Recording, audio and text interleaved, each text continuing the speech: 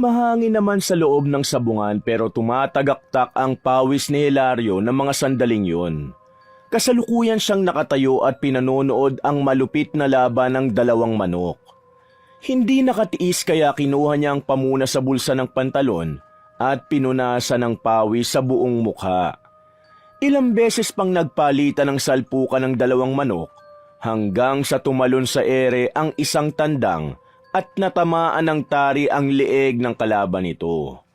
Nangingisay na bumagsak sa sahig ang isang manok. Sa kasamaang palad ay nawalan niyo ng buhay.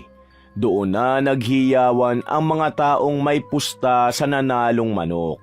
Sa kasamaang palad, hindi yun ang pinustahan ni Hilario. Kaya ang masakit, talo na naman siya. Paano ba yan, Hilario? Mukhang inaalad ka ngayon ah. Olads ka na naman. Pang-aasar ni Ferdy kay Hilario sa sinapit ng tinayaan nitong manok. Kilala si Ferdy sa lugar na yon na malaki at malakas kung pumusta sa sabungan.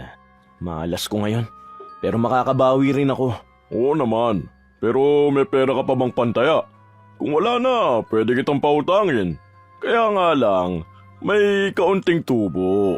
Saglit na napaisip si Hilario sa sinabing yun ni Ferdy. Dahil gusto niya ngang makabawi. Simple lang, total. 1 o 2 linggo lang naman ang palugit ko bago ako maningil. Sapat na ang oras na yun para makabayad ka. Paano naman kung hindi ka agad ako makabayad? Yun lang. Madadagdagan ng tubo syempre. Mas mahirapan ka mabayaran kapag lumobo yung tubo. Alam ko naman kayang-kaya mong bayaran agad yan. Ikaw pa ba? Siyempre gagalingan mo lang ang pagkilatis ng manok kung saan ka pupusta. Ganun lang. Kaya lang, alam mo na, baka magalit ang asawa ko kapag nalaman niyang umutang ako para makapanabong lang. Naku, yari talaga ako. Ano ka ba? Bakit mo kasi sasabihin sa asawa mo? Alam mo, isa pang malas yan sa sugal. Malamang baka kinukontra ka rin ng asawa mo Naku, kapag hindi ka niya sinuportahan, mahirapan ka talaga manalo. Lagi ka talagang talo. Ano, uutang ka ba? Sige. Pautangin mo nga ako. Pero maliit lang muna. Susubukan ko kung mababawi ko yung talo ko ngayon. Mga, 2,000 lang siguro muna kung pwede. O sige, madali naman akong kausap pre. Basta ikaw. Kinuha ni Ferdy mula sa bulsa ng pantalon ang isang bungkus ng pera. Inabot niya ang 2,000 kay Hilario, saka umalis para mag-alok pa sa iba kung may gusto pang umutang ng pera. Nagpatuloy naman si Hilario sa pagpusta hanggang sa unti-unting naubos din ang inutang niyang pera. Talaga yatang minamala siya ng araw na yun. Malungkot at bagsak ang balikat na nagpaalam siya sa mga kasamang kagaya niya ay nananabong din. Pagka-uwi sa bahay ay sinalubong siya ng malakas na talak ng bunganga ng kanyang asawa. Saan ka na naman galing, Hilario? Kanina pa kita hinahanap. Hihingi ako ng pera dahil wala tayong bigas sa uulamin ngayong gabi. Wala akong pera dito. Paano walang pera? Nasaan ang sinahod mo kahapon? Galing ako ng sabungan ngayon. Natalo lahat ng sahod ko Abay, tinamaan ka talaga ng lintik, Hilario. Paano na tayo niyan ngayon? Anong kakainin natin sa loob ng 1 linggo? Mangutang ka muna sa tindahan. Sabi mo, babayaran ko sa sahod sa Sabado. Ganun na muna. Anong mangutang? Nakalimutan mo na ba halos mag-iisang buwan ka nang hindi nakakabayad dun sa tindahan? Sinisingil na naman nga ako ni Aling Maria kanina Ano na namang idadahilan ko ngayon? Gawan mo na lang muna ng paraan. Dumiskarte ka naman. Lagi na lang bang ako ang iisip ng paraan sa mga problema natin? Napapagod din naman ang utak ko, no? Alam mo kung anong problema? Yang pagkahumaling mo sa sugal. Kung hindi pa nahisabong ang iniintindi mo, di sana hindi dyan nauubos ang sahod mo. Minamalas ka naman lagi. Ayaw mo pang tumigil. Doon na nagpanting ang tenga ni Hilario. Sa bumugsong galit ay wala sa hinagap na nasakal niya ang asawa. Tumama ang likod ni Rhea sa dingding. Hindi niya napigilan ang kanyang sarili. Sa totoo lang, ikaw ang malas sa buhay ko Kung hindi mo binabalasa ang swerte ko, di sana nananalo ako sa sabong. Kaya lang napakatabil niyang dila mo Kung ano-anong kamalasang sinasabi mo sa akin. Dapat yata dyan pinuputol na eh. Ano, gusto mo? Bitiwan mo ako. Nasasaktan ako, Hilario. Talagang masasaktan ka kapag hindi mo pa tinikom yung bunganga mo. Simula ngayon, ayoko nang makakarinig mula sa'yo tungkol sa pagsasabong ko ha. Tanda mo yan. Kapag narinig ko pa yan, hindi lang yan ang aabuti mo sa akin. Malilintigang ka palalo. Binitiwan ni Hilario ang asawa habang ang babae naman ay halos ubuhin habang hinahabol ang hininga. Inis na lumabas ng bahay si Hilario. Nakasalubong pa ni Benji ang ama pero hindi siya nito pinansin. Pagpasok ni Benji sa bahay nila ay naabutan niya ang ina na nakasalampak sa sahig at wala pa ring tigil sa pag-ubo sa inabot sa kanyang ama. Ma, ano pong nangyari? Ikuha mo ako ng tubig. Agad namang tumalima si Benji sa utos ng ina. Hinagod pa niya ang likod nito. Ano to, ma? Nag-away na naman ba kayo ni Papa? Ano pa ba ang bago doon? Lagi naman kaming nag-aaway. Pinagbuhatan ka po ba niya ng kamay? Sabihin niyo sa akin. Natahimik si Rhea. Hindi niya alam kung sasabihin niya ang totoo sa anak. Kahit siya'y nagtataka sa inaasal ng kanyang asawa. Kahit dati na madalas silang mag-away, ay hindi naman siya nito sinasaktan ng pisikal. Pero kanina pag uwi galing sa sabong, bigla siyang sinaktan ni Hilario. Ma, magsabi ka ng totoo sa akin. Hindi niya ako sinaktan, anak. Nagsigawan lang kami kaya sumakit ang lalamunan ko. Tandaan niyo to, ma. Kapag nagawa ka po niyang saktan, ako mismo makakalaban niya. Hinaplos ni Rhea ang buhok ng anak na si Benji. Kahit kailan ay ito lang ang tanging kakampi niya at nakakaintindi sa kanya sa lahat ng bagay. Oo, huwag kang mag-alala, anak. Kapag ginawa yun ng papa mo sa akin, sige, isusumbong ko siya sa'yo. Sinabi niyo yan, ma. Teka lang, may pagkain ka na bang naluto, ma? Medyo nagugutom na kasi ko eh. Teka lang, anak. Maghahanap ako ng pwedeng lutuin dito. Tiisin mo muna ang gutom mo, ha? Habang namumroblema si Rhea kung saan hahagilap ng makakain nilang mag-ina, si Hilario naman ay kasalukuyang nasa inuman ngayon. Nanalo kasi ang kumpare niya sa sabong, kaya naman nagpainom ito. Kinakantsawan pa siya na mahina at mala sa pinipiling manok na pinupustahan. Sinasakyan na lang ni Hilario ang bawat biro sa kanya ng mga kaibigan, pero sa isip niya ay talagang kailangan niyang bumawi. Kailangan niyang manalo ng maraming pera para makabayad siya sa lahat ng kanyang mga pinagkakautangan. Humahapay at lasing na umuwi si Hilario ng gabing yon. Pagdating niya sa bahay nila, ay kinalampag niya sa kwarto ang kanyang asawa. Nagugutom ako. Ipagain mo nga ako. Nananaginip ka ba ng gising? Walang pagkain kaya huwag ka maghanap ng wala. Wala kang kwenta. Wala kang talagang kwenta. Hindi ka man lang naghanap ng paraan para makapagluto ng pagkain. Anong klaseng asawa ka ba, ha? Lagi ka lang dito sa bahay eh. Isa ka pa sa kailangan kong palamunin, buisit ka. Obligasyon mong palamunin ako kaya huwag ka magsalita na akala mo wala akong silbi dito sa bahay. Kung gusto mo, bumalik ka sa kainuman mo at doon ka makikain. Ngumisi lang si Hilario sa sinabi ni Rhea hanggang sa tumatawa na ito. Asar naman na nahigang muli si Rhea sa kama nila. Itinakip niya ang unan sa muka para hindi marinig ang kung anumang sasabihin ng kanyang asawa.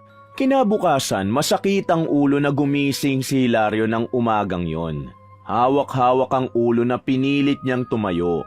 Pagkalabas sa kwarto ay nagulat pa siya nang makita niya ang oras. Dahil 9:00 na pala ng umaga. Bakit hindi mo man lang ako ginising? Hindi tuloy ako nakapasok sa trabaho ngayon. Tingnan mo anong oras na oh. Sino bang may kasalanan? Iinom-inom ka kasi tapos ako ngayon ang sisisihin mo kung bakit hindi ka nagising. Makipag-inuman ka ulit para bukas hindi ka makapasok. Ganun ang gawin mo. Ang dami mo namang sinasabi. Buti pa ipagtimpla mo na lang ako ng kape. Bilisan mo. Nakabusangot na sumunod si Rhea sa asawa. Habang nagtitimpla ng kape ay iniisip niya kung lagyan niya ng laso ng kape nito para matigok na. Muntik pa siyang humagalpak ng tawa sa naisipang kalokohan. Pagkalapag ng kape sa harap nito, ay nagpaalam siya sa asawa. Hilario, aalis muna ako. Oh, saan ka naman pupunta? Pupunta ako sa ate ko. Susubukan ko kung makakahiram ako ng pera. Naawa ako kay Benji eh. Pumasok sa eskwelahan na wala man lang baon. Maghahanap na rin ako kung merong hiring sa palengke. Mahirap nang umasa sa sahod mo. Mamumuti lang ang mata nating lahat sa gutom. Asya, bahala ka kung anong gusto mong gawin. Di naman kita pinipigilan eh. Tama yan, magtrabaho ka. Para naman maranasan mo rin ang hirap na nagtatrabaho. Tsaka, para may katuwang ako sa pagbabayad ng utang. Ha? Anong katuwang? Ikaw ang umutang kaya ikaw ang magbayad sa lahat ng pinagkakautangan mo. Ang swerte mo naman. Idadamay mo pa ako ipinatalo mo lahat sa sabong ang perang inutang mo. Asya, o na, sige na. Lumayas ka na. At lalong kumikirot ang ulo ko kapag naririnig ko ang boses mo eh. Nakakairita ka. Nagdabog na umalis si Rhea at ibinagsak ang pagkakasara ng pinto at umalis na agad. Humigop naman ng kape si Hilario habang iniisip kung ano ang gagawin niya sa araw na yon dahil nga hindi siya nakapasok. Ano kayang gagawin ko? Mabuti pa magtabas na lang ako ng damo sa likod bahay. Malalago na ang damo dun eh. Baka tirhan na ng ahas. Delikado. Pagkaubos ng kape ay hinanap ni Hilario ang gulok sa kusina. Nang makita ay pumunta siya agad sa likod ng bahay nila. Nagsimula siyang magtabas ng mga damo. Namataan niya ang isang maliit na punso na nakadikit sa pader. Kumuha siya ng pala at bareta de cabra para gibain ang tumpok ng lupa. Nang masira niya ang punso ay laking gulat ni Hilario nang biglang may marinig siyang boses. Hoy! Bakit mo naman sinira ang aking tirahan? Hinagilap ng lalaki ang maliit na boses na nagsasalita pero wala siyang makita. Naisip niya na baka binibiro siya ng anak ng kapitbahay nila. Inangat niya muli ang hawak na bareta de cabra at akmang tutusukin ang ibang bahagi ng lupa. Pero muli siyang may narinig na nagsalita. Tigilan mo na ang ginagawa mo kung ayaw mong isumpa kita! Dahil doon ay natigilan sa ginagawa si Hilario. Ibinaba niya ang hawak at hinanap ang nagsalita. Paglingon niya sa likod ay nagulat siya nang makita ang maliit na tao na hanggang tuhod lang niya ang taas. May mahabang balbas at kulay berde ang lahat ng suot nito. Mula sa damit, sapatos at sombrero. Sino ka? Ako si Bigel! Saan ka galing? At bakit ganyan ang itsura mo? Diyan ako galing! Sinira mo lang naman ang bahay ko! Itinuro ng duwende ang wasak na punso. Halos mawala naman ng ulirat si Hilario. Hindi talaga siya makapaniwala na duwende ang nakakausap niya ng mga oras na yon. Hindi ko sinasadya na sirain ang bahay mo, kaibigan. Tahimik at matagal na akong naninirahan dito sa likod ng bahay nyo. Pero ngayon lang nangyari na sinira ang bahay ko. Hindi nga yung ginagalaw ng asawa mo eh. Patawarin mo ko. Anong gusto mong gawin ko para mapatawad mo ko? Gusto mo ba talagang malaman kung ano ang gusto ko? Sunod-sunod na tango ang itinugo ni Hilario. Hindi naman napansin ng lalaki ang kakaibang ngiti ng duwende. Saglit itong tumalikod sa kanya at pagharap muli ay saka sinabi ang nais niya. Gusto kong gawan mo ako muli ng tirahan. Kapag nagawa mo yun, may pabuya kang matatanggap mula sa akin. Totoo ba yan? Hindi mo ba ako binibiro? Nasa itsura ko ba ang nagbibiro? Alam ko kung ano ang kailangan mo. Gusto mo sabihin ko pa? Sige nga, sabihin mo sa akin kung ano. Lagi kang natatalo sa sabong at marami kang utang na kailangan bayaran. Tama ako, hindi ba? Nanlaki ang mga mata ni Hilario sa narinig niya. Paano nitong nalaman na yun nga ang problema niya? Sige, gagawin ko ang bahay mo. Basta ipangako mo sa akin na tutuparin mo sinabi mo, ha? Simulan mo na ang paggawa ng bahay ko kung ganon. Sa isang iglap ay parang bulang nawala ang duwende. Kahit saan lumingon si Hilario, ay hindi niya na makita ang maliit na nilalang. Kinusot-kusot pa niya ang dalawang mata At baka namalikmata lamang siya pero alam niya sa sarili na totoong naganap yun. Kahit may pag-aalinlangan ay tumayo si Hilario. Naghakot siya ng lupa para madagdagan ang sinirang punso. Tanghali na nang matapos sa ginagawa si Hilario. Tagaktak ang pawis niya sa buong katawan at hinihingal na naupo sa damuhan. Kaibigan, naayos ko na ang bahay mo. Nasaan ka? Sana magustuhan mo ang ginawa ko. Ito na oh. Naghintay pa ng may katagalan si Hilario pero walang sumulpot na duwende. Napahilamos na lang siya sa muka saka tumayo na. Kakain at magpapahinga muna siya dahil kumakalam na rin ang sikmura niya. Hapon na nang magkasabay na dumating ang mag-inang sina Benji at Rhea. Naabutan ng babae na nakahiga sa sofa ang asawa at mahimbing na natutulog. Diretso naman ang anak nilang si Benji sa kwarto para magpalit na ng damit. Si Rhea naman ay inasikaso ang dalang ulam na lulutuin. Lubhang napakabait ng ate niya dahil binigyan siya ng bigas, ulam at mga grocery. Alam naman kasi nito kung ano ang sitwasyon niya sa piling ng kanyang asawa. Pinapayuhan na nga siya nitong iwan ng asawa pero iniisip ni Rhea ang kanyang anak. Ayaw niyang lumaki itong sira ang pamilya. Hanggang kaya niyang magtiis ay gagawin niya para lang manatili silang buo at sama-sama. Naniniwala at umaasa pa rin kasi siya na magbabago ang kanyang asawa pagdating ng tamang panahon. Hindi nagtagal ay nagising si Hilario dahil sa mabangong aroma na naaamoy. Lalong kumalam ang kanyang sikmura. Mula umaga ay wala pa siyang kinakain. Puro kape ang laman ng kanyang tiyan. Pagkabangon ay dumiretso siya sa kusina.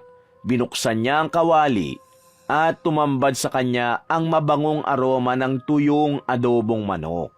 Oh, buti naman at gising ka na. Tara na, kumain na tayo. Oh, buti rin at nakadilihensya ka ng pambili ng ulam natin. Binigay yan ni ate. Alam mo naman na hindi ako matitiis nun. Benji anak, tara na at kakain na.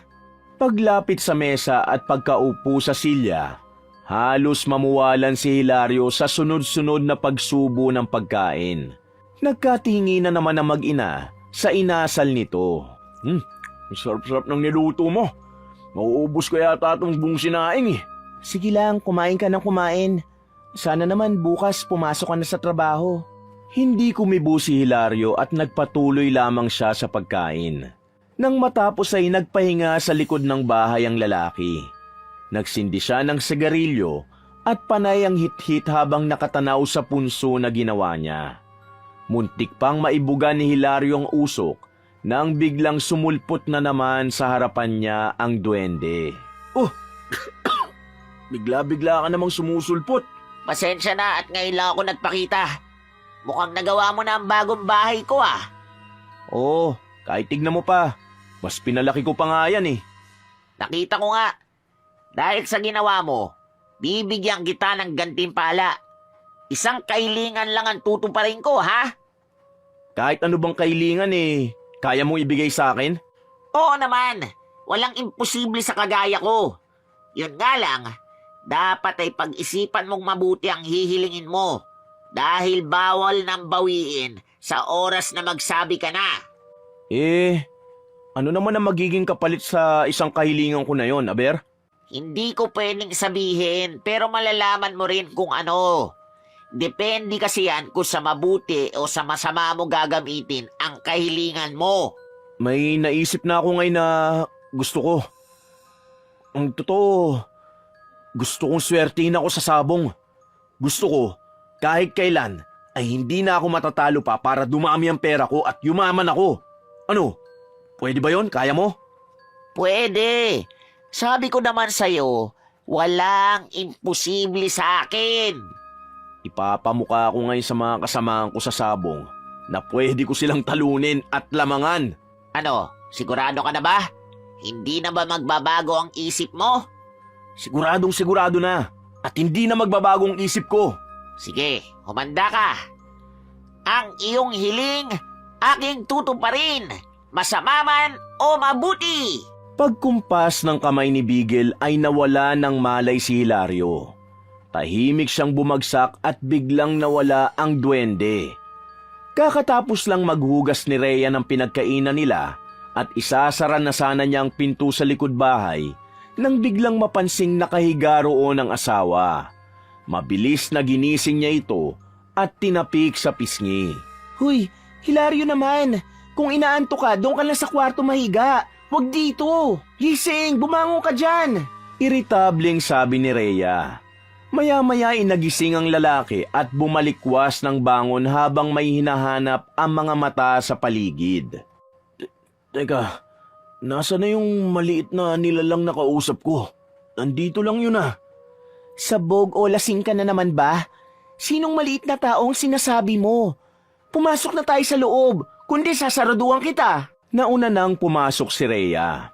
Kumakamot naman sa ulo na palinga-linga pa rin sa paligid ang lalaki. Kahit anong isip ang gawin niya, hindi niya matandaan kung ano ang nangyari. Mukhang nagoyo siya ng duwende. Isang plano ang nabuo sa isip niya. Bukas kapag hindi umepekto ang sinabi nito, ay muli niyang sisirain ang bahay nito. Bahala na kung magalit sa kanya ang maliit na nilalang. Kinabukasan ay hindi ulit pumasok sa trabaho niya si Hilario. Nagdahilan siya sa kanyang asawa na masama ang pakiramdam. Maaga namang umalis si Rhea ng umagang yon. May nahanap na kasi siyang trabaho bilang tindera ng gulay sa palengke. Maliit nga lang ang sweldo pero pinatos na rin niya para kahit naman papaano ay may panggasto sila ng anak na nag-aaral. Tanghali nang pumunta si Hilario sa sabungan. Agad niyang hinanap si Ferdy para umutang ng pantaya. Malakas ang loob niya na suswertehin siya ng araw na yon. Hindi naman siya nahirapang hanapin ang lalaki. Kumusta ba? Mukhang hindi ka pumasok ngayon sa trabaho ah. Mas gusto kong magsabong eh. Pre, pwede mo ba akong pautangin ulit ngayon? Oh, magkano? Lakihan mo na ang utangin mo. Pwede ba mga 10,000? Pwede? Kaya? Ay, pwede. Basta alam mo kung kailan yan dapat bayaran ha. Hindi pwedeng madelay. Alam mo na. Oo ba? Nararamdaman ko kasing mananalo ko ngayon eh. Kaya ngayong araw din, siguradong mababayaran kita sa lahat ng utang ko. Malakas na humalakhak si Ferdy saka binunot ang bungkos ng pera sa bulsa niya. Pagkatapos bilangin ang 10,000, ay ibinigay niya yon kay Hilario. Oh, eto. Palaguin mo yan ha. Sana swerting ka ngayong araw. O sige, dumuna ako. Tumalikod na si Ferdy at hinarap naman ang ibang sabungerong uutang pa sa kanya. Nagsimula na ang sabong. Unang taya ni Hilario ay hindi niya kinilatis ang mga manok panabong. Kung dati kung ano ang tingin niyang malakas ay yun ang kukursonadahan niya. Ngayon ay sa maliit at mukhang mahina siya pumusta. Kulay puti ang manok na yon. Tumaya siya ng halagang 3,000 at nagsimula na ang laban ng 2 manok. Halos hindi makahinga sa sobrang kaba at excitement si Hilario. Habang patuloy ang salpukan ng 2 manok, ay pipi siyang nagdarasal na sana manalo ang manok niya. Hindi nga siya nagkamali. Maya-maya ay sumisirit na ang sariwang dugo sa leeg ng manok na tandang. Nang kunin ng sentensyador ang walang buhay na manok, ay kitang-kita sa may-ari nito ang sobrang kalungkutan. Nanatili namang nakatayo ang puting manok. Halos mapatalon sa labis na tuwa si Hilario. Hinalikan pa niya ang perang inabot sa kanya dahil yon ang unang panalo niya sa araw na yon. Ilang beses pa siyang tumaya at lahat ng tayaan niya ay nananalo siya. Nakaagaw na nga siya ng atensyon sa ibang mananabong. Napansin din siya ni Ferdy nang umingisi sa tuwing mananalo siya. Bah, ayos yan parang Hilario ah. Mukhang siniswerte ka ngayon ah. Uy, ayos ba ah? 6:00 na ng gabi nang maisipang umuwi ni Hilario. Marami pa sanang sultada pero nakakaramdam na siya ng pagod. Bukod doon ay marami na siyang pera. Wala nang mapaglagyan sa wallet at mga bulsa niya. Namigay din siya ng mga balato sa mga kasamang nanghihingi at nangangantsaw sa kanya. Nagbayad na rin siya ng utang kay Ferdy. Grabe pare, swerte ka nga ngayong araw. O paano? Bukas ulit ha? Magsabong ka. Babalik talaga ako bukas. Nako, maraming salamat sa pagpapautang mo sa akin ha. Ito, lumago tuloy. Ayos! Walang anuman. Basta ikaw. O sige, mauna na ako parang Ferdy ha.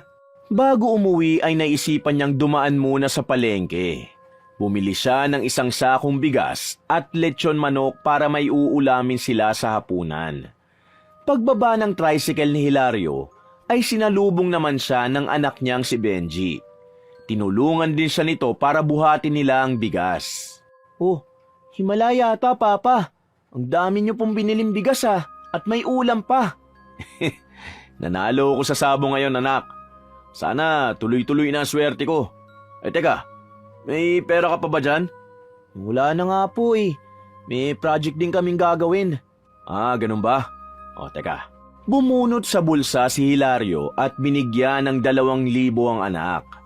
Hindi naman halos makapaniwala si Benji na ganun kalaki ang ibinigay ng ama nito sa kanya. Yun ang unang beses na nakahawak siya ng ganong kalaking pera. Yan bili mo lahat ng gusto mo. Kapag kulang pa, sabihin mo lang sa akin at bibigyan uli kita. Ako, maraming salamat po pa. Nagkulong sa kwarto si Hilario. Binibilang niya sa kama ang lahat ng perang napanalunan niya. Yon ang eksaktong naabutan ni Rhea. Halos mamilog ang mga mata niya sa dami ng perang nakahilera sa kama. Nandiyan ka na pala. Sakto ang dating mo, mahal. Huwag ka na magluto dahil bumili na ako ng lutong ulam at bigas. Saka, umalis ka na rin dun sa trabaho mo. Bibigyan na lang kita ng pera, hindi na natin kailangan yon. Bayaran na rin natin lahat ng mga utang natin Umamin ka nga sa akin. Saan galing yung pera na yan? Nang hold up ka ba? Nang hold up? Sa tingin mo kaya kong gawin yun? Kahit wala tayong pera, hindi ko kailanman iisipin na gumawa ng masama. Ano ka ba? Saan nga galing yan? Alangan naman na napanalunan mo yan sa sabong. Dahil doon ay gumuhit ang ngiti sa labi ni Hilario. Napalapit naman nang wala sa oras si Rhea. Naupo siya sa tabi ng kanyang asawa. Totoo nga na nanalo ka sa sabong? Oops, wag mong babalasahin ang swerte ko. Pagpasalamat ka na lang dahil sinwerte ko ngayong araw. Ano? Gusto mo ng pera? Sige, kumuha ka lang dyan. Kahit magkano pwede kong kunin? Oo nga. Alam mo, diskumpiyado ko eh. Parang nananaginip ako. Sa isiping baka magbago pa ang isip ng kanyang asawa, kaya naman mabilis siyang dumampot ng ilang libong piso. Ito pambayad ko kay Aling Maria. Ito naman pambayad kay Aling Terry. At ito naman ibabayad ko kay Mang Rudy. Dagdagan mo na. Kumuha ka na rin ng panggastos mo at pambili ng ulam at grocery. Kasi kahit sabong panglaba, wala na tayo yata dyan eh. Bumili ka na ng lahat ng kakailanganin natin ha. Nagtataka man sa inaasal ng asawa ay hindi na nagawa pang magreklamo ni Rhea. Kumuha pa siya ng pera saka lumabas na ng kwarto. Magbabayad na siya sa mga inutangan nila dahil hindi na rin niya alam kung ano ang idadahilan sa mga ito. Nang gabing yun ay maganang kumain ng 3. Masaya at masarap din ang tulog ng mag-asawa. Kinabukasan ay hindi na naman pumasok sa trabaho si Hilario. Si Rhea naman ay nagpaalam sa amo na hindi na siya makakapagtinda dahil pinatigil na siya ng asawa. Namili na rin si Rhea. Sobra-sobrang saya niya nang nakikitang puno ang pushcart niya ng kung ano-anong gamit at pagkain sa grocery. Halos lahat ng alam niyang kailangan sa bahay nila ay dinampot na niya. Sa isip niya na pwede naman siyang humingi ng pera sa asawa kapag naubos ang ibinigay na pera sa kanya nito. Bandang tanghali nang muling umalis si Hilario. Sa sabungan ng tungo niya para muling subukan ang swerte na meron siya. Pagdating sa sabungan, agad siyang binati ng mga kapwa sabungero. Nagpapasalamat ang lahat sa kanya dahil sa ibinigay niyang balato at meron silang pangtaya sa araw na yun. Dahil doon ay abot-tenga naman ang ngiti ni Hilario dahil sa mga natatanggap na papuri sa kanya. Ilang sandali pa ay nagsimula na ang sabong. Unang taya niya ay malakas agad ang pakiramdam niyang mananalo siya. Napasuntok pa siya sa hangin nang manalo nga ang manok na tinayaan niya. Ayos! Dapat pala, nilakihan ko pa yung taya ko eh. Bale, marami pa namang susunod eh. Lingid sa kaalaman ni Hilario ay pinagmamasdan siya ni Ferdy. Napangisi ang lalaki nang manalo rin siya. Ginagaya niya kasi kung saang manok tumataya si Hilario. Nararamdaman niya na mukhang may dala na namang swerte ang lalaki, kaya sinubukan niyang pumusta kung saan ang pinupustahan nito. Aba, ayos ah. Lalo yata akong yayaman ng dahil sa'yo. Nagpatuloy sa pagpusta at sunod-sunod na pagkapanalo si Hilario. Ganon din si Ferdy. Lalo siyang humanga sa kakaibang paraan ng pagkilatis nito ng manok. Akala niya ay dahil doon kaya hindi natatalo ang lalaki. Hindi niya alam na may lihim ito. 6:00 ng gabi nang umayaw na si Hilario. Uuwi na siya dahil kagaya kahapon ay paldo na naman siya. Namigay na naman siya ng balato sa lahat ng kasama niya. Pagdating sa bahay ay hindi maitago ni Hilario ang sobrang kasiyahan. Alam na ni Reyang nanalo na naman ang asawa niya sa sabong. Napagod ka ba, mahal? Gusto mo ng masahe? Baka masakit ang likod mo. Sige nga, pindutin mo nga ang likod ko. Medyo masakit nga yan eh. Ay, oo nga pala. Namili ako kanina at masarap ang ulam natin ngayon. Pagmamalaki ni Rhea sa asawa. Napapikit naman si Hilario na magsimulang pindutin ang likod at balikat niya. Pwede bang ikaw ang kainin ko mamaya pagkatapos ng hapunan? Ikaw talaga? Puro kakalukuhan. Ayaw mo ba? Para may balato ka rin sa akin. Siyempre gusto ko. Sinong tatanggi sa balato? Kinabukasan ng umaga ay dinaanan si Hilario ng katrabahong si Miguel. Tinatanong nito kung may sakit ba siya kaya hindi siya nakakapasok sa trabaho. Hinahanap na raw kasi siya ng boss nila dahil nga ilang araw na siyang wala. Pre, ganito na lang. Sabi mo na hindi pa ako makakapasok dahil may inaasikaso pa ako. Saka nung nakaraan naman, masama talaga kasi ang pakiramdam ko. Hindi na nagtagal pa si Miguel. Nagpaalam na siya kay Hilario dahil papasok pa sa trabaho. Baka nga mag-resign na ako sa trabahong yun eh. Anin ko pang pumasok kung mas malaki ang kinikita ko sa pagsasabong. Di ko na kailangan yun. Nang araw na yon ay hindi nagpunta ng sabungan si Hilario. Dinalaw niya si Ferdy sa bahay nito at niyaya niya na lang na uminom. Tanghaling tapat pa lang yon pero hindi tumanggi si Ferdy. Gusto niya kasing mapalapit pa sa lalaki.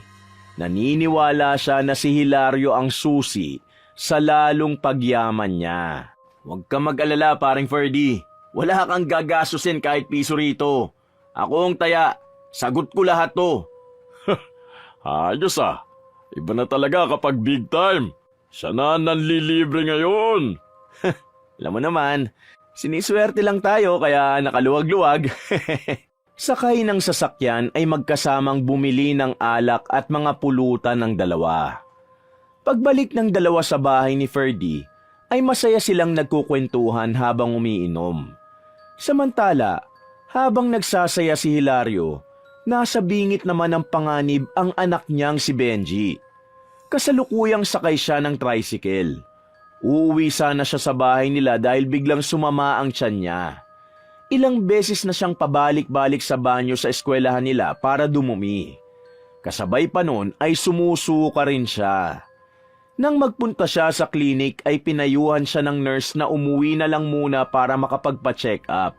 Habang sakay ng tricycle ay sinalpok ang sinasakyan nito ng pasalubong na van. Malakas ang pagkakabangga kaya naman pumutok ang noo ni Benji. Naipit din siya sa loob. Maswerte namang nakatalo ng driver kaya wala siyang anumang pinsalang natamo. Tumawag naman kaagad dito ng ambulansya. Nagtulong-tulong din ang mga medics at nurse na mailabas si Benji sa loob ng tricycle. Aligaga naman ang driver at may-ari ng van. Ayon sa lalaki ay hindi niya maipaliwanag kung paanong nawala ng preno ang gamit niyang sasakyan. Handa naman siyang sagutin at panagutan ang nangyari kay Benji. Sa kabilang banda, kasalukuyang nasa parlor si Rhea. Katatapos lang kulayan ang buhok niya at sunod naman ay magpapamanicure at pedicure siya. Pagkaupo pa lang ay tumunog na ang cellphone niya. Mabilis naman niyang sinagot ang tawag at bigla na lang siyang napatayo nang marinig ang sinabi ng lalaking kausap niya. Teka lang, cancel na muna ang manicure at pedicure ko. May biglang emergency. Kailangan kong puntahan ng anak ko. Paglabas ay agad na pumara ng tricycle si Rhea at nagpahatid sa ospital kung saan eksaktong sinabi ng kausap kung saan nila dinala ang anak na si Benji. Pinigilan niya ang maiyak. Nagdasal siya na sana'y ayos lang ang anak. Pagdating sa ospital, tinanong niya sa information desk kung nasaan ang anak. Mabibilis ang mga hakbang na pumunta siya sa ER. Naabutan niyang walang malay ang anak at nakahiga sa kama na naroon. Anak, ano ba nangyari sa'yo? Doon na nagsimulang tumulo ang luha ni Rhea. Naawa siya sa kalagayan ng kanyang anak. Hindi niya napigilang hawakan ang kamay nito saka pinisil. Hinaplos din niya ang buhok nito. Nakita niya na may nakadikit na gasa sa noon nito. Siniyasat niya ang katawan ng anak at nakita ang tumulong dugo sa suot nitong polo. Maya-maya ay dumating ang nurse para sabihin ang kalagayan ng kanyang anak. Lalong bumuhos ang luha ni Rhea nang malamang na aksidente si Benji. Tinanong niya kung matindi ba ang pinsala. Sagot ng nurse na hinihintay nila ang resulta ng x-ray dahil naipit ang paa nito. Baka may bali o fracture. Nagpaalam na ang nurse. Hindi pa man nahihimasmasan, ay dumating na ang lalaking may-ari ng van na nakaaksidente kay Benji. Humingi naman ito ng paumanhin sa nangyari. Hindi naman din niya kagustuhan ang nangyaring yon. Naramdaman ni Rhea ang sinseridad sa boses ng lalaki, kaya hindi na siya nagalit pa rito. Binigay ng lalaki ang calling card sa kanya para tawagan niya kung sakaling kailangan nila ng pera. Tinanggap naman yon ni Rhea. Nagpaalam na rin ang lalaki na nagpakilalang si Ronel.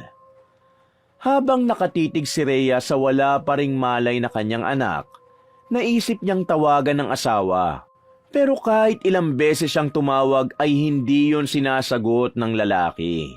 Nakaramdam ng inis si Rhea. Dahil sa pagkakataong kailangan niya ng masasandalan, ay hindi naman niya mahagilap ang kanyang asawa.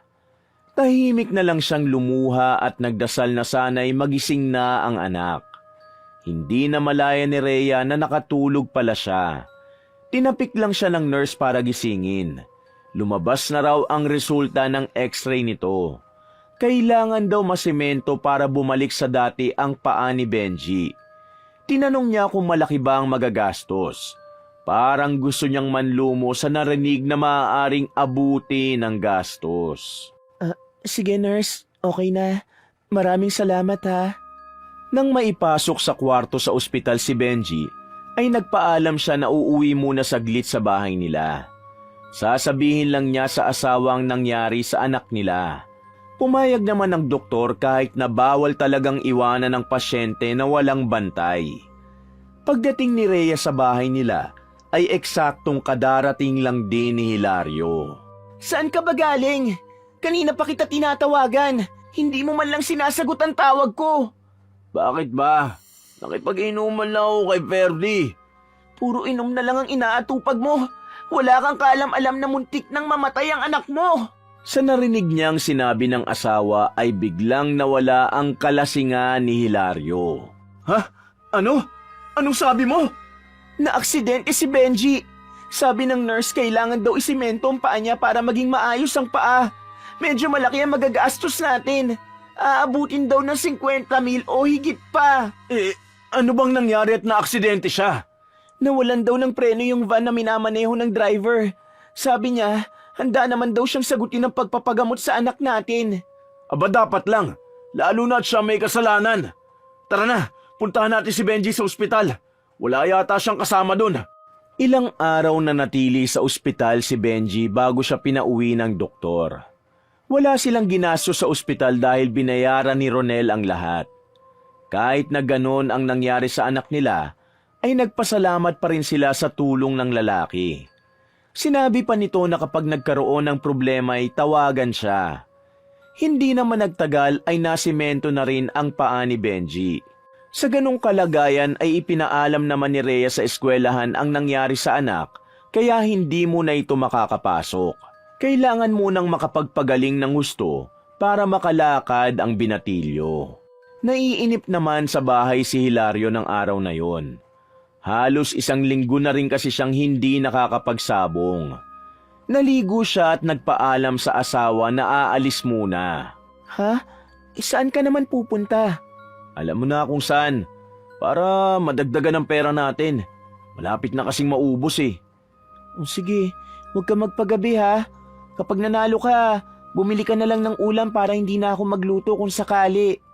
Huwag ka na magluto, dahil alam ko namang mananalo ko eh. Sige na. Pagdating pa lang ni Hilario sa sabungan, ay naglapitan na agad sa kanya ang mga kapwa sabungero. Tinatanong ng mga ito kung bakit matagal siyang hindi nakapagsabong. At agad naman niyang sinagot ang mga ito. Paano? Naaksidente kasi ang anak ko eh. Nagbantay ako sa ospital, kaya ngayon lang ako nabisita rito. Sana manalo tayo ngayon. Naubos ang pera ko sa panggastos eh. Hoy, Hilario! Bakit ang tagal mo yata hindi nagpunta rito? Anong balita? May nangyari lang sa anak ko. Pero mula ngayon, aaraw-arawin ko na naman ang pagsasabong. Ikaw ay hinihintay ko eh. Dahil alam mo na, alam kong may dala kang swerte. Natigil sa pag-uusap ang dalawa nang magsimula na ang sabong. Unang taya ni Hilario ay kagaya ng inaasahan, nanalo siya agad. Kumikinang ang mga mata niya na binulsa ang perang napanalunan. Sunod-sunod na naman ang naging panalo niya. Ang ibang sabongero'y gumagaya na rin kung saan tataya si Hilario dahil alam nila na siguradong mananalo siya kung saan siya pupusta. 5:00 pa lang ng hapon pero umayaw na si Hilario. Para sa kanya ay sobra na ang perang napanalunan. Siksik na naman ang wallet at bulsa niya. Kagaya ng nakagawian, ay namigay na naman siya ng balato sa lahat ng mga kasamahan na naubos ang pamusta. Bago umuwi ay bumili siya ng lutong ulam at maraming prutas para sa kanyang anak na si Benji. Pagdating sa bahay, inabot niya agad ang mga pasalubong. Nag-aagaw pa lang ang dilim at liwanag, naisipan niyang pumunta sa likod bahay. Sa harap ng punso ay tinawag niya ang kaibigang si Bigel. Ilang minuto siyang naghintay bago lumabas ang duwende. Kumusta ka dyan? Naisip lang kitang dalawin. Ayos lang ako dito. Ikaw ang kumusta? Mukhang abalang-abala ka. Ngumisi lang si Hilario sa sinabi ng maliit na nilalang, saka ito nagsalita. Oo, tama ka. Abala nga ako sa pagsasabong. Alam mo bang kahit isang talo, wala akong naranasan simula nang tuparin mo ang kahilingan ko? Ayos! Mabuti naman kung ganon. Masaya ka ba sa swerteng dumating sa'yo, ha? Ay naku, sobrang saya. Nakabayad ako sa utang namin. Masagana ang buhay namin ngayon. Tsaka hindi na kami nagugutom kahit wala na akong trabaho. Maraming salamat nga pala sa kabutihan mo ha. Alam mo kung hindi dahil sa'yo, hindi namin matatamasa ang lahat ng to. Walang anuman. Masaya akong makatupad ng isang kailingan. Hilario, nasan ka na naman? Tara na at kakain na tayo. Napalingon si Hilario nang marinig ang pagtawag ng asawa. Pagharap niya sa kausap ay wala na yun sa labas ng punso. Naisip niyang bumalik na yon sa loob ng bahay nito at baka makita pa siya ng asawang si Rhea. Bumalik na siya sa loob ng bahay at sumabay nang kumain sa kanyang mag-ina. Halos araw-araw ay nasa sabungan si Hilario. Sa palaging pagkapanalo ay dumami na ang perang naipon niya. Hindi niya na alam ang gagawin sa maraming pera, kaya lahat ng gusto nilang biling mag-asawa ay binibili nila. Napansin din ng mga kapitbahay nila ang biglang pagbabago ng kanilang buhay. Naging usap-usapan sila sa labas at hindi yun nagustuhan ni Rhea. Hindi siya nakatiis sa mga naririnig niya, kaya naman nagtanong na siya sa asawang si Hilario. Hilario, umamin ka nga sa akin. May ginagawa ka bang iligal o kalokohan kaya hindi ka natatalo sa sabong? Ano naman sinasabi mo? Ano namang illegal ang gagawin ko? Ay nako, nagpapapaniwala ka na naman masyado sa mga naririnig mo sa mga chismosa nating kapitbahay dyan. Kasi nagtataka rin ako kung paano nangyayari na napakarami mong inuuwing pera galing sa sabungan. Ano ka ba? Di ba sinabi ko na dati pa? Dahil sa swerte. Kaya pwede ba? Huwag mo nang kontrahin pa para hindi mawala, okay? Ha, Rhea? Saan mo nga nakuha ang swerte? Meron bang matandang nagbigay sa'yo ng amulet o kahit anong bagay na mag-aatid sa'yo ng swerte o kung ano? Dahil sa sinabing yon ng asawa ay natawa ng mahina si Hilario kaya tumabi ito kay Rhea. O sige, gusto mo bang sabihin ko sa'yo kung ano ang sikreto ko, ha? Talaga? May sikreto ka? Ano yun? Sige na, sabihin mo na sa akin, dali! Pero huwag ka maingay kapag sinabi ko. Dapat tayong dalawa lang ang nakakaalam. Maliwanag ba yon, ha? Mangako ka sa akin.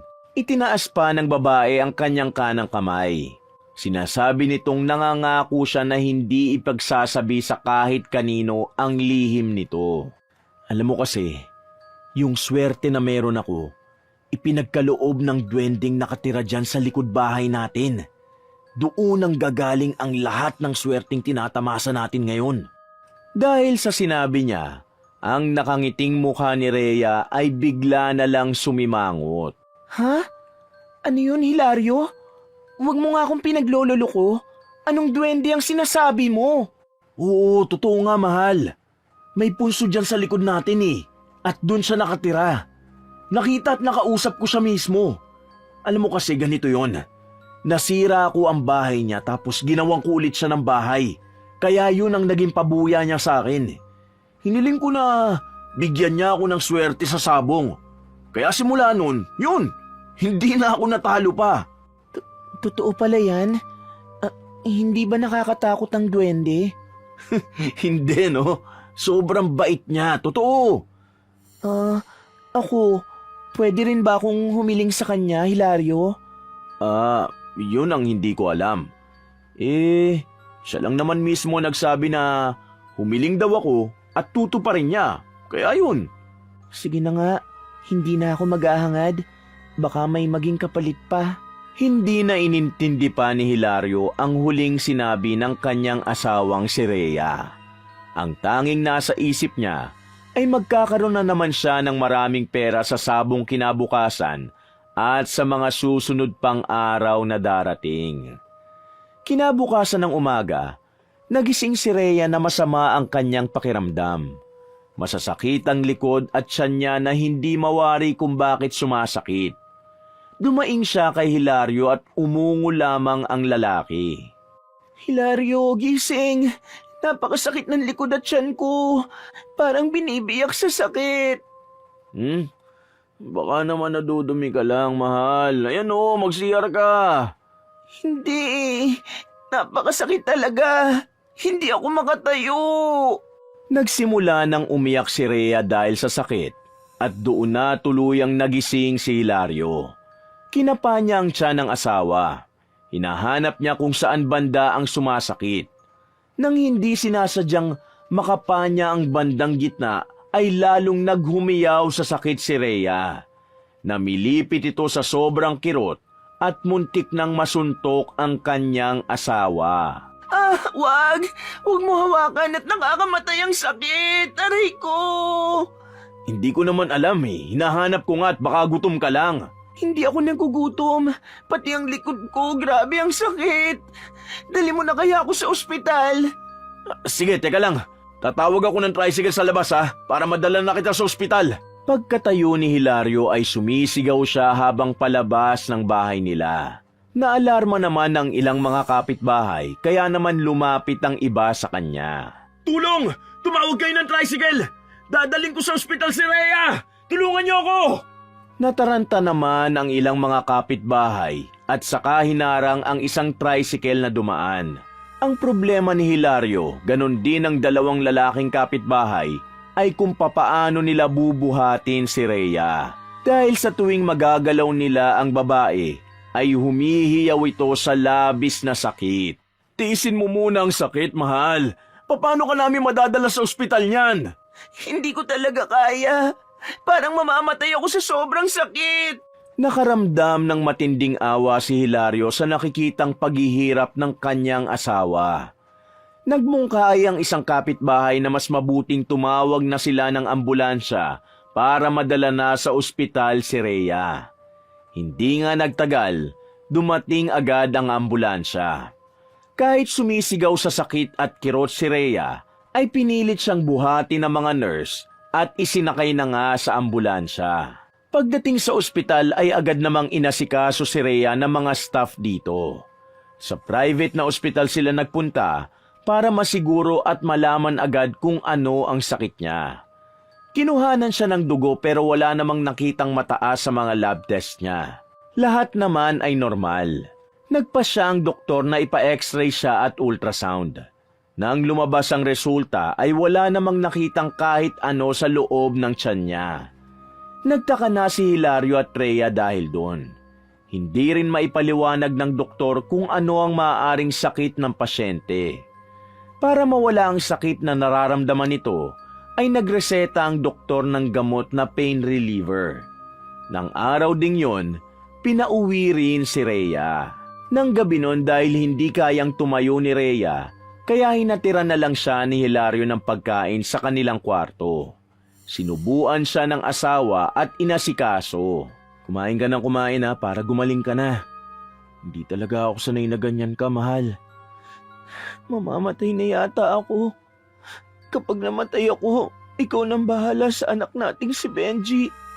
Huwag mo siyang pababayaan Kahit anong mangyari, pagtapusin mo siya ng pag-aaral.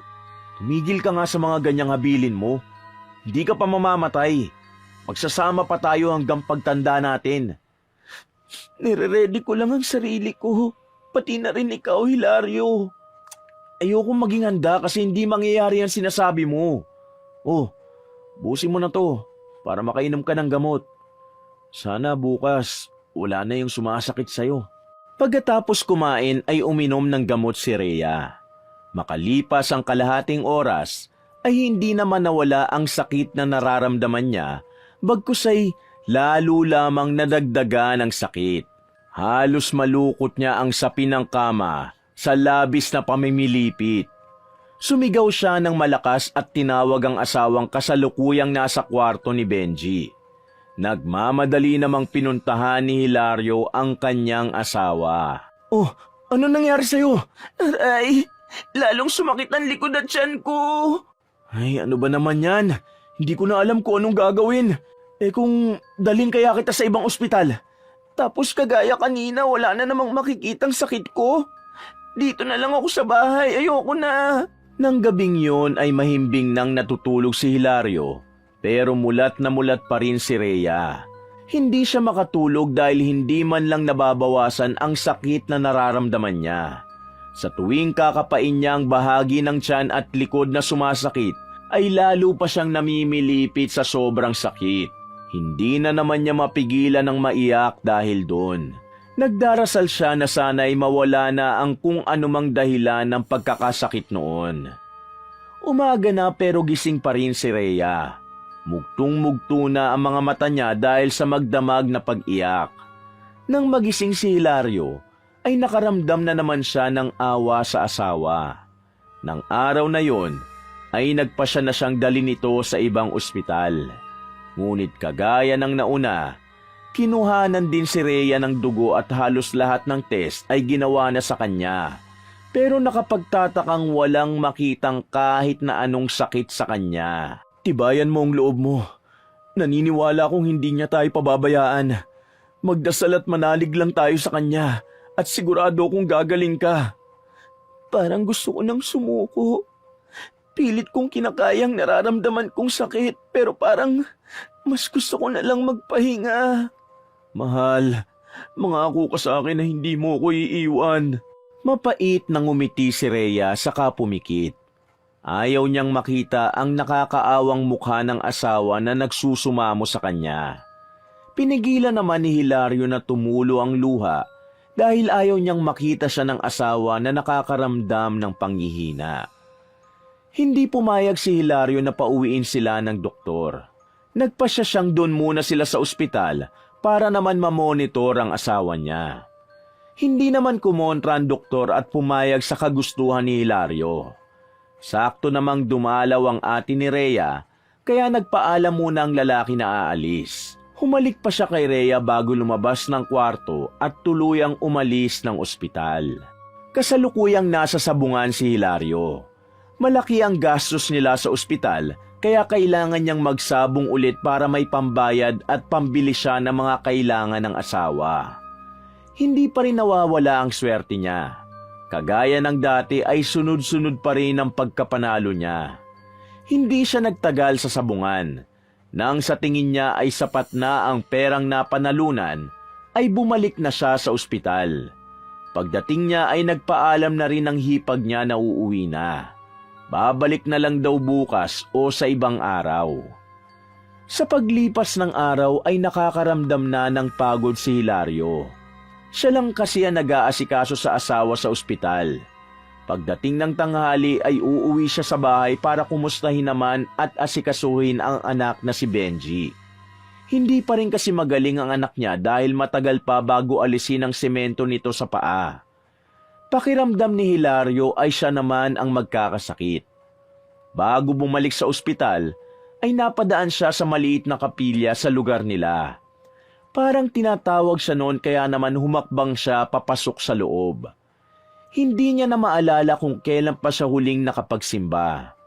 Tulala na naglakad siya at lumuhod sa harap ng altar. Doon kumawala ang luhang matagal niya nang pinipigilang lumabas. Umalog ang balikat niya habang humahagulgol ng malakas. Taimtim siyang nagdasal at humingi ng tulong sa Diyos. Humingi rin siya ng kapatawaran sa lahat ng kasalanang nagawa niya. Diyos ko, pinapangako ko po na magbabago na ako. Basta pagalingin niyo lang po ang asawa at anak ko. Kahit ako na lang po ang parusahan niyo, o kaya ako na lang ang bigyan niyo ng karamdaman. Maluwag kong tatanggapin basta wag lang ho ang asawa at anak ko. Mahal na mahal ko sila. Hindi ko kakayanin kapag nawala sila sa akin. Nang matapos manalangin si Hilario ay nanatili pa siya sa loob ng kapilya. Naramdaman niya na may tumabi sa kanya. Nang lingunin niya kung sino yon, ay namukhaan niya na ang magaling na manggagamot sa lugar nila ang taong yon. Habang nakatitig si Hilario sa matanda, ay parang may bumulong sa kanya. Naalala niya ang sabi ng ina dati noong binata pa siya na kapag walang makitang sakit ang doktor, ay baka tao ang mismong nagbibigay ng sakit. Pwedeng inggit o galit ang dahilan. Kahit noon pa man ay hindi niya pinaniwalaan ng ina sa ganong sinasabi, pero naisip niya ngayon na wala namang masama kung susubukan niyang maniwala. Manong, pwede ho bang magtanong? Dahan-dahang nilingon ni Mang Nando ang katabing nagsalita. Ano yon, iho? Manggagamot ho kayo, di ba? Oh, bakit? Magpapagamot ka ba? Hindi po ako. Yung asawa ko. Bakit? Ano bang nangyari sa kanya? Ilang araw na ho kami sa ospital eh. Pero hindi nagbabago at gumaganda ang lagay ng asawa ko. Ilang ospital nang napuntahan namin. Pero walang makitang sakit ang mga doktor na tumitingin sa kanya. Ang totoo po niyan eh, hindi ko na po alam kung anong gagawin. Mas mabuti pa kung ilabas mo na ang asawa mo. Sa bahay na lang muna siya. Sa Biyernes, gagamutin ko siya. Ibigay mo lang sa akin ang address ng bahay mo para mapuntahan kita. Kaya mo po bang pagalingin ang asawa ko? Hindi ko masasabi pero gagawin kong lahat para magamot siya. Titingnan ko kung ano ang magagawa ko. Pagkabigay ni Hilario ng address kay Mang Nando ay nagpaalam na siya na aalis na. Pagdating sa ospital ay sinabi niya sa asawa na lalabas na sila. Hinang-hina na si Rhea at parang lantang gulay na. Pinapahirapan pa rin siya ng sakit na kanyang nararamdaman. Mapait na ngumiti si Rhea at hinawakan ang kamay ni Hilario. Mas mabuti pa ngang iuwi mo na ako. Mas gusto kong magpahinga sa bahay. Nang araw ding yon ay nakauwi ng mag-asawa. Labis naman ang tuwa ni Benji na makita ang ina, pero sa sulok ng puso niya ay nakakaramdam siya ng lungkot dahil sa nakikitang hirap na kalagayan ng kanyang ina. Ma, kumusta ka na po? Ayos lang naman ako, anak. Ikaw, kumusta ang paa mo? Maayos din naman po, ma. Sabi ni Papa, malapit nang alisin ang semento sa paa ko. Mabuti kung ganon. Mag-aral kang mabuti, anak, ha? At mag-ingat ka sa susunod para hindi na maulit yan sa'yo. Opo, ma. Saka na kayo magkwentuhan. Ipapasok ko muna sa kwarto ang mama mo para makapagpahinga na rin siya. Sakay ng wheelchair ay ipinasok na ni Hilario ang asawa sa kwarto nila. Nang bubuhatin niya na ito, ay bigla na lang umatake ang sakit sa tiyan at likod nito. Hinaplos niya ang tiyan nito pero tinabig ni Rhea ang kamay niya. Makikita sa mukha ng babae na sobrang nasasaktan nito. Bakit ba ako pinapahirapan ng ganito? Bakit hindi na lang ako kunin kung kukunin na ako? Hindi ko na kaya pa ang sakit. Lumaban ka, mahal. Gusto mo na ba kaming iwan ng anak mo? Kung araw-araw ganito mararanasan at mararamdaman ko, mas gugustuhin kong mamatay na lang.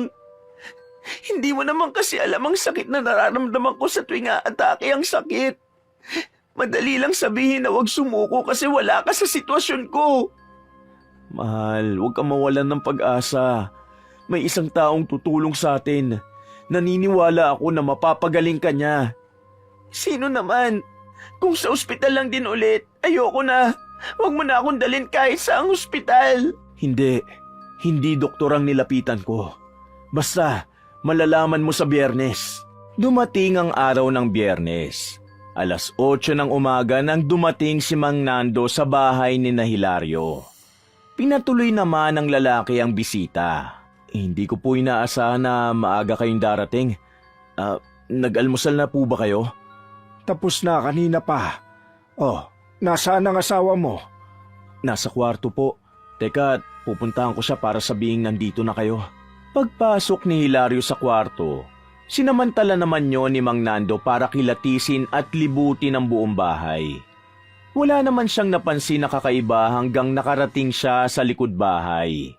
Agad umagaw ng atensyon niya ang may kalakihang punso na naroon. Napatangu-tangu pa siya at saka bumalik sa loob ng bahay.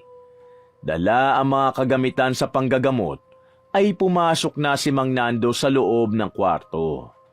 Pagkakita pa lang niya sa itsura ni Rhea, ay binundol ng matinding kaba ang dibdib niya.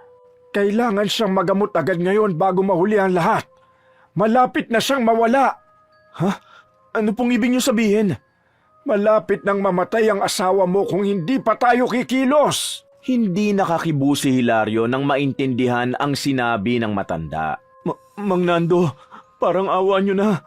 Gawin niyo ang lahat para wag mawala ang asawa ko. Sige. Titignan ko ang magagawa ko. Hindi na nag-aksaya ng oras ang matanda.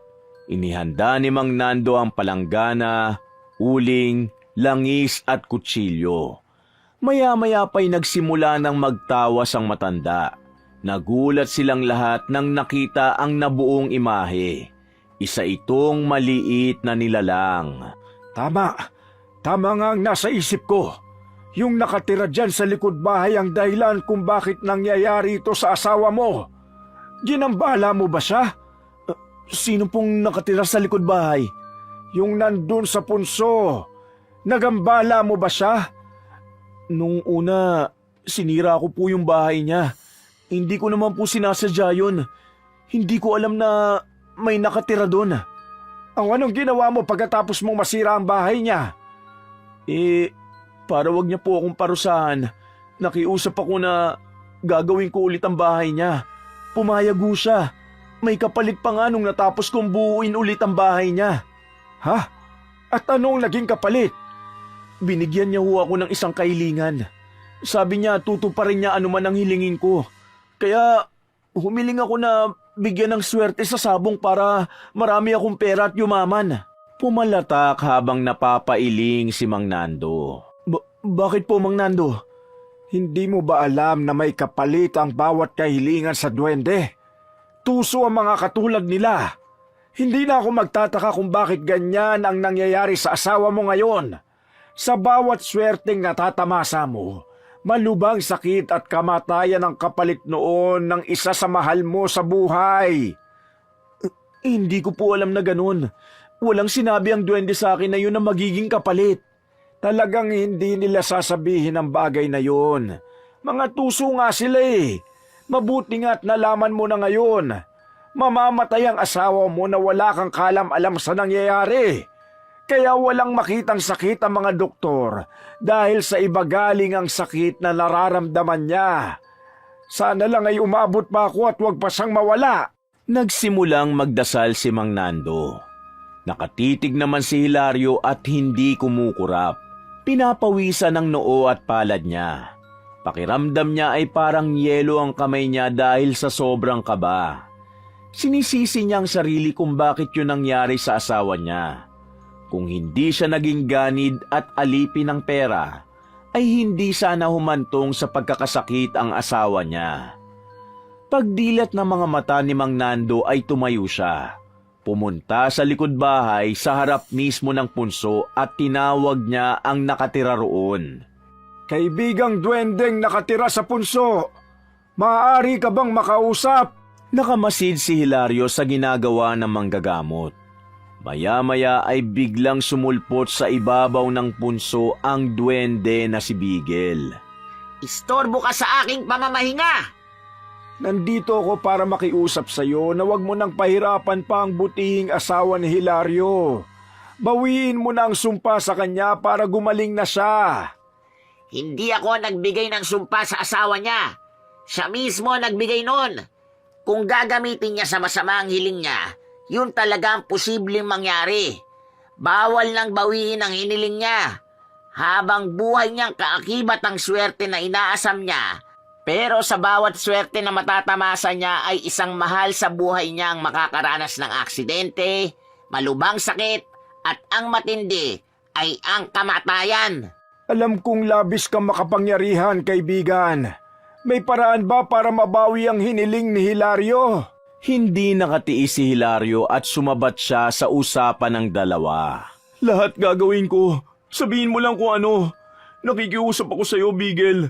Alam ko na ako may kasalanan kung bakit ito nangyayari sa pamilya ko. Dahil sa pagiging ganid ko sa pera kaya ngayon nalagay sa alanganin ng asawa ko. Kung kinakailangan mawala ang swerte na yun ay ayos lang. Hindi bali ng puro kamalasan na mangyari sa buhay ko. Ang importante maayos ang lagay ng pamilya ko. Parang awa mo na. Tinitigan ni Bigel si Hilaryong nakikiusap sa kanya. Ayaw man pumayag ng duwende, pero naantig ang puso niya sa pakiusap ng lalaki. Ngayon, alam mo na ang kapalit ng hiniling mo sa akin. Pwede namang mawala ang sumpa. Basta tutuparin mo ang sinabi mo sa akin. Matuto kang magbanat ng buto dahil ang swerte, meron ng lahat ng tao niyan. Nagiging malas lang naman sila kung naniniwala sila ron. Mas maigi na pagpaguran mo ang bagay na gusto mong makamit. Lubos ko nang naunawaan ang lahat. Siguro nga, karma na rin ito sa akin. Makikiusap sana ako na pagkatapos nito ay huwag mo na sana akong gagambalain pa. Pagbibigyan kita ngayon dahil dama ko na tao sa puso mo ang sinabi mo. Pero kapag naulit to, hindi na ako magiging mabuti pa kahit anong pakiusap ang gawin ninyo. Maraming salamat, Bigel. Maraming salamat, kaibigan. Ikinumpas ni Bigel ang isa niyang kamay. Maya-maya nawala na rin ito na parang bula. Hinagilap naman ni Hilario ang duwende pero hindi niya na nakita ito. Mabuti na lang at nadaan sa pakiusap ang nakatira dyan sa punso. Kahit papano may natatago silang kabutihan. Tara na sa loob. Tignan mo na ang asawa mo. Hindi pa man sila nakakapasok sa loob ay naririnig na ng dalawa ang pagsigaw ni Rhea. Patakbo namang pumasok ang dalawa para tingnan kung ano ang nangyayari sa babae. Nakita nilang nakatayo at panayang talon ni Rhea. Magaling na ako. Wala nang masakit sa tiyan at likod ko. Makahulugang nagkatinginan sina Hilario at Mang Nando. Ito, kahit kapain at pisilin mo ang tiyan at likod ko, wala nang masakit. Meron pala talagang himala. Oo, tama ka. Dininig ng Diyos ang hiling ko sa kanya. Mukhang kayo ho ang nagpagaling sa akin. Ginawa lamang akong instrumento pero ang Diyos talaga ang nagpapagaling. Magpasalamat ka rin sa asawa mo dahil hindi kanya iniwan at pinabayaan. Hindi ko kayang iwan at pabayaan ang asawa ko. Kahit na madalas kami nag-aaway, kahit sa isip hindi ko magagawang iwan siya. Oo na, alam ko naman na mahal mo ko. O paano? Tapos na ang misyon ko dito. Aalis na ako para makapagpahinga na kayo, ha? Bago lumabas ay tinawag ng matanda si Hilario. Magbibilin lang ako sa'yo na huwag mo nang pupuntahan o gagalawin ng punso sa likod ng bahay ninyo, ha? Huwag mo na ring tatawagin pa ang nakatira ron. Nangangako po ako, Mang Nando. O sige, ako ay tutuloy na. Maraming salamat po, Mang Nando, sa pagtulong sa amin ng asawa ko. Walang anuman.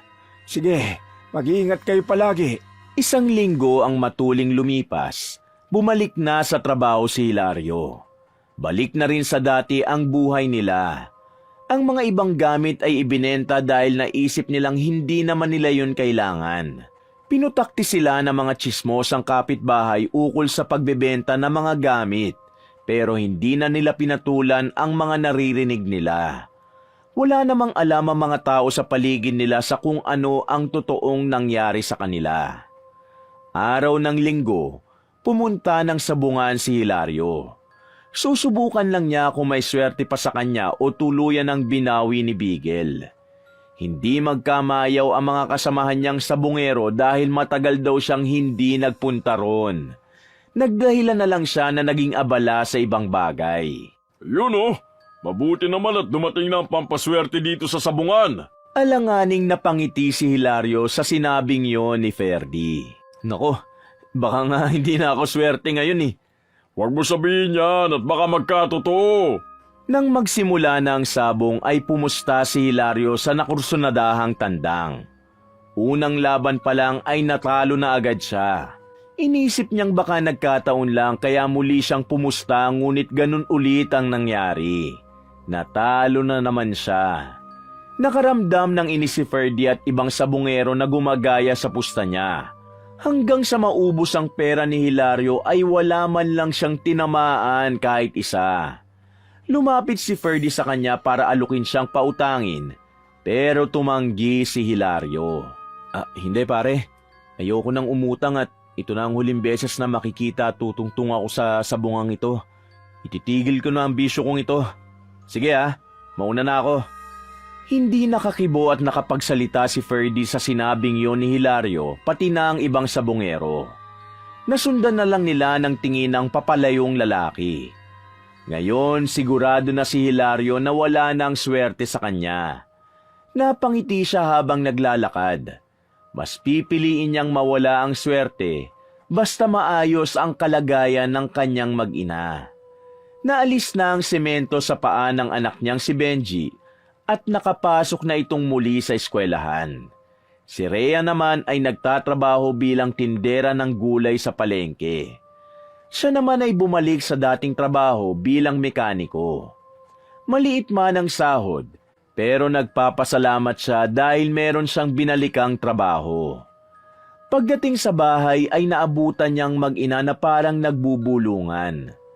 Nagtaka pa siya nang biglang tumahimik ang dalawa. Ano bang pinag-uusapan niyo? Ano kasi, may nangyari sa likod. Kumunot ang noo ni Hilario. Kinutuban siya. Ha? Anong nangyari sa likod? Hindi ko alam kung may sumira ng punso sa likod o kusa lang nasira yun. Mabilis na tumayo si Hilario at pumunta sa likod bahay. Nakita niyang sira at gumuho ang halos kalahati ng punso. Wala naman siyang nakitang kakaiba sa paligid. Imposible namang may pumasok sa bakuran nila para lang sirain ang punso. Isang desisyon ang nabuo sa isip niya. Pumunta siya sa bahay ng manggagamot na si Mang Nando. Kasalukuyan itong may hinihilot at may nakapila na magpapagamot. Matyaga siyang naghintay para matapos ang ginagawa ng matanda. Nang matapos ay sinabi niya ang nangyari. Sabay silang pumunta sa likod bahay. Pagkatapos kilatisin ang punso, ay nagsalita ang matanda. Walang ibang tao ang sumira ng punso. Mismong ang nakatira sa punso ang sumira sa sarili niyang tirahan. Malamang ay lumipat siya ng ibang bahay. Sigurado po ba kayo, Mang Nando? Oo naman, habit na ng mga duwende ang magpalipat-lipat ng tirahan. Ipagdasal na lang natin na sana'y walang gumambala sa kanya kung saan man siya naroon para hindi maulit ang nangyari kagaya ng sa inyo. Sana tahimik ang lugar na nilipatan niya. Ipanatag mo na ang isip mo. Wala nang mangyayaring masama. Lumipas pa ang ilang araw, tuluyan ang nasira ang kalahati ng punso. Kusa yung gumuho at naging lupa na lang. Tinupad naman ni Hilario ang pangako na hindi na siya magsasabong pa. Kahit anong hikayat sa kanya ni Ferdy ay hindi na siya nito nakayag. Masaya na siyang sa trabaho at bahay lang umiikot ang buhay niya. Hindi na rin sila nag-aaway ng asawang si Rhea dahil nagtutulungan sila para makaipon. Malapit nang magkolehiyo ang anak nila kaya kailangang magsipag sa trabaho. Ipinangako nila kay Benji na kahit ano ang mangyari ay pagtatapusin nila ito sa pag-aaral. Wakas! Mga kapatid, naiibigan niyo ba ang ating kwento? Maraming salamat ha. Kung hilig niyo rin ang mga kwentong pag-ibig, pakisuportahan naman ang isa ko pang channel, ang Mr. Love Tagalog Story.